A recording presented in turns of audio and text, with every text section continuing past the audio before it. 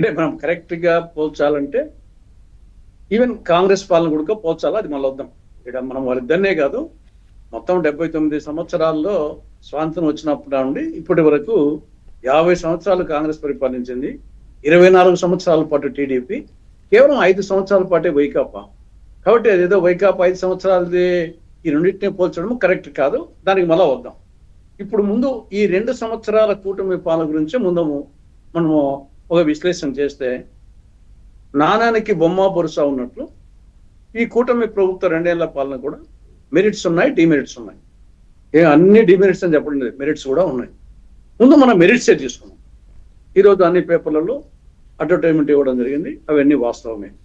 ఎన్టీఆర్ భరోసా పెన్షన్లు కానీ, ఉచిత వంట గ్యాస్ సిలిండర్లు, తల్లికి వందనం, అన్నదాత సుఖీభవ, ఉచిత బస్సు ప్రయాణం, కొంతవరకు పెట్టుబడులు, అన్నా క్యాంటీన్లు, మెగా డిఎస్సి, ఆటో డ్రైవర్ల సేవలో, మత్స్యకారుల సేవలో, చేనేత రంగానికి ఉచిత విద్యుత్ 200 యూనిట్ల వరకు, ఇవన్నీ అన్ని వాస్తవాలే. కాబట్టి ఇవన్నీ విచారకం చెప్పచ్చు.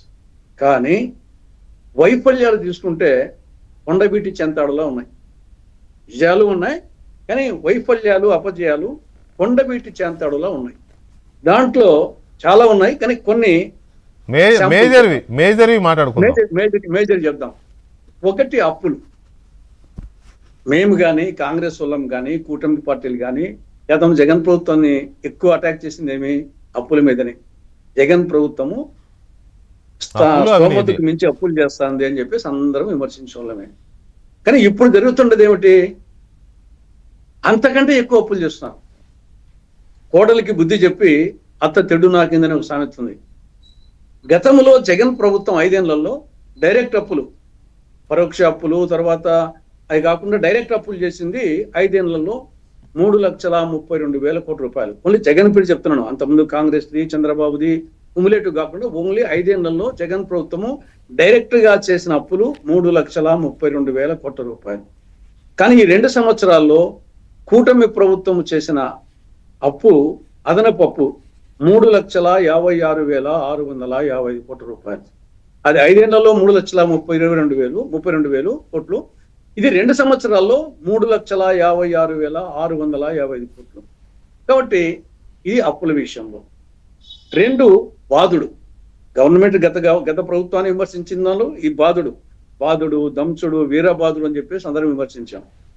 కానీ ప్రస్తుతము సరే, కేంద్ర ప్రభుత్వం యొక్క అది కూడా కావచ్చు, పెట్రోలు, డీజిల్, వంట గ్యాసు, ఇవన్నీ. ఏది ఏమైనా కర్ణాటకకు, తమిళనాడుకు పోల్చినప్పుడు పెట్రోల్, డీజిల్ ఆంధ్రప్రదేశ్కు గతంలో విమర్శించాం కదా.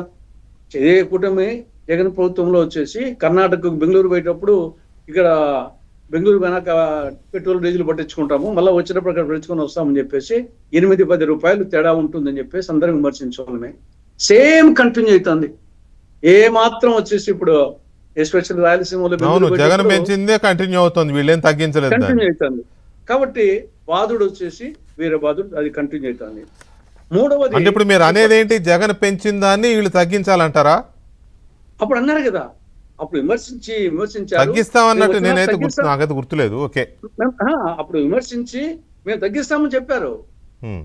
కనీసం దాంతో సమానంగా చేస్తామని చెప్పారు. కర్ణాటక, చెన్నైతో సమానంగా చేస్తామని చెప్పారు, కానీ ఏం చేయలేదు. మూడవది సూపర్ సిక్స్. అవునన్నా కాదన్నా, ఈ కూటమి అధికారంలోకి వచ్చేదానికి ప్రధాన కారణాల్లో సూపర్ 6 కారణం. 2 ఏళ్ళు అయింది. సూపర్ 6 లో ఇప్పటి వరకు కూడా ఇంకా సగము అమలుకు నోచుకోలేదు, సగం నోచుకున్నాయి. ఒకటి వచ్చేసి సామాజిక పెన్షన్ 4 అయినా 2 కావాలి, 2.5. ఆ నర్ర అనేది చాలా పెద్దది. ఆ నర్ర అనేది చాలా పెద్దది. ఎందుకంటున్నా అంటే 2.5లో ఫస్ట్ నిరుద్యోగ భృతి, 6లో నిరుద్యోగ భృతి 2 సంవత్సరాలు అయిపోయింది, ఇంతవరకు పైసా ఇవ్వలేదు. అది ఒక యువతకు సంబంధించింది.